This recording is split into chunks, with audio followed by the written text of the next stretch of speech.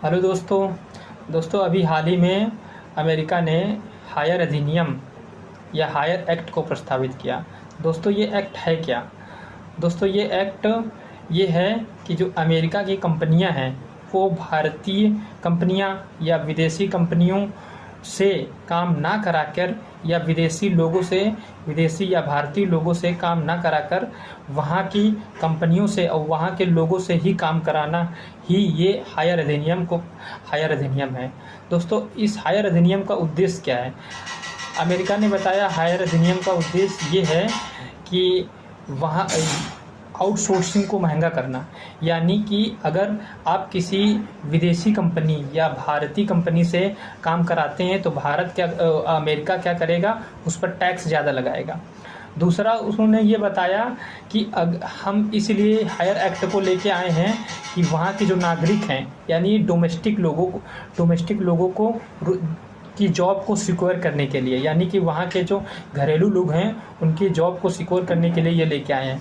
तीसरा उन्होंने ये बताया कि जो हम आउटसोर्सिंग, यानी कि अगर कोई कंपनी है विदेशी फर्म से या भारतीय फर्म से कोई काम कराती है तो उस पर हम टैक्स लगाएंगे और वो टैक्स का जो एक फंड बनाएंगे उस फंड से हम वहाँ के नागरिकों को हम स्किल करेंगे, आप स्किल करेंगे और ट्रेनिंग देंगे।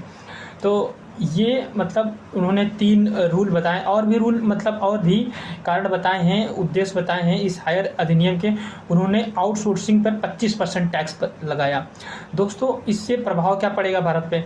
दोस्तों भारत को प्रभाव ये पड़ेगा कि भारत जो इकोनॉमिक आर्थिक स्थिति पे प्रभाव पड़ेगा, क्योंकि भारत जो है आईटी सेक्टर का लगभग 60% निर्यात करता है। जैसे कि आपने सुना होगा TCS हो, विप्रो है, HCL है, ये कंपनी जो है विदेशी क्षेत्रों में विदेशी क्षेत्र में बहुत बड़ी सेवा क्षेत्र का निर्यात करती हैं। अगर इन्होंने हायर एक्ट को लागू कर दिया तो भारत का बहुत बड़ा आर्थिक क्षेत्र का नुकसान होगा।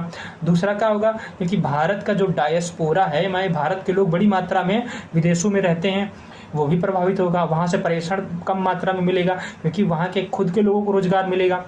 तो भारत कर क्या सकता है?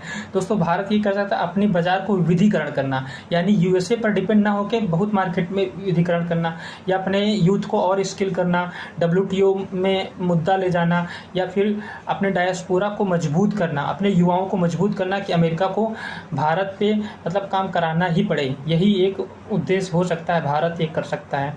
थैंक यू दोस्तों।